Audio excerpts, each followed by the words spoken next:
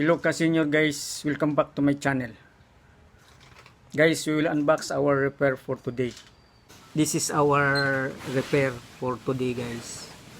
Same electric kettle. My previous video guys, my troubleshooting of Q1 electric kettle.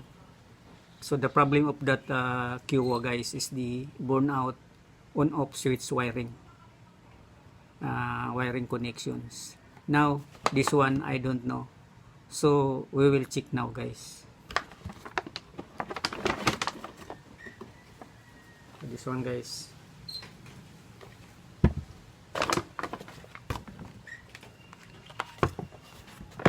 so this one is Top Mama Nikon guys. This Nikon brand, Nikon 1.8 liters. We will test first guys before we will check, we will troubleshoot, we will check first guys what's the problem. So I put already water guys in the jar. If you are testing guys with your electric kettle, put water above the heating element or coil. Okay guys, we will on the switch. There is power guys, there is power. We will check what's the problem. You see guys, this is on but the power is off. You see, so we will check the power base first. Power base, then we will go inside the heating element or heating coil and the thermostat guys. Okay guys, follow me in my repair.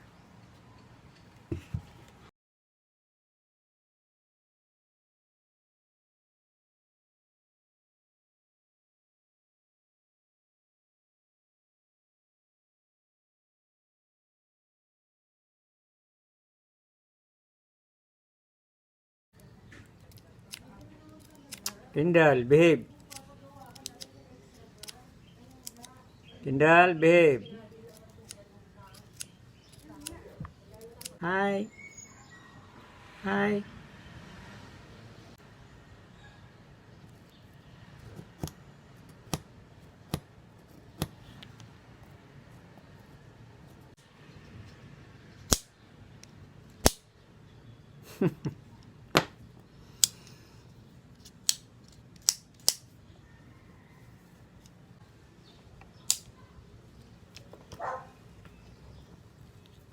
Yeah, so annoying.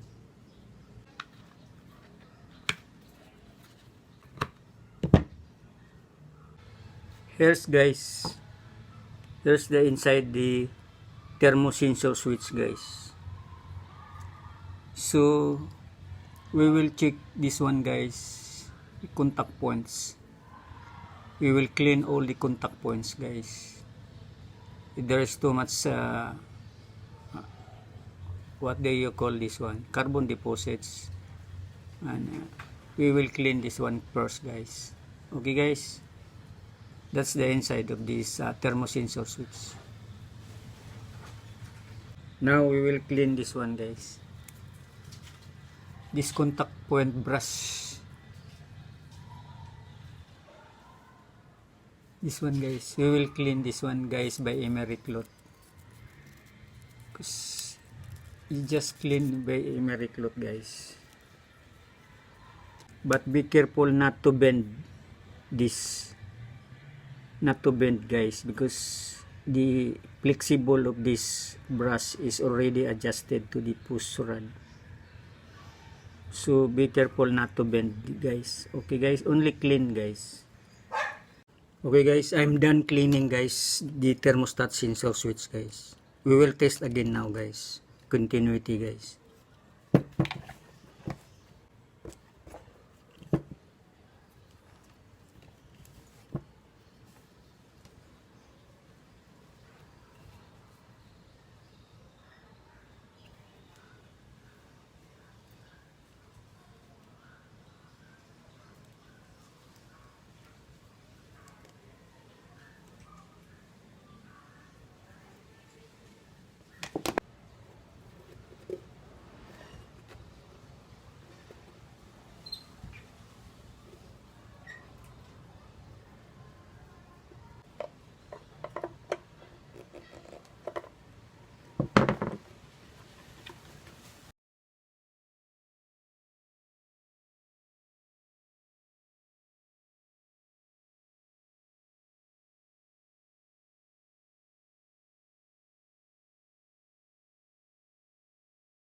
Guys, we will leak test first guys, because we remove this one guys.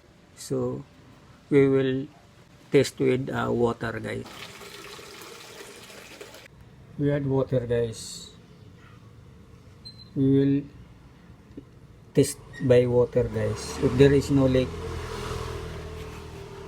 so there is no leak guys, no leakage. So we will return now guys.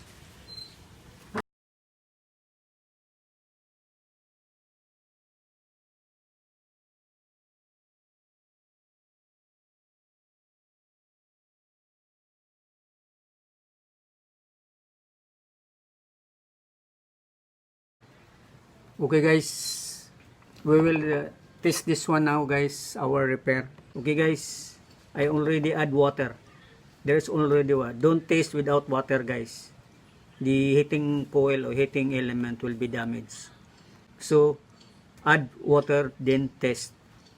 Okay guys, we will test now. We will on now guys. You see guys, there is power.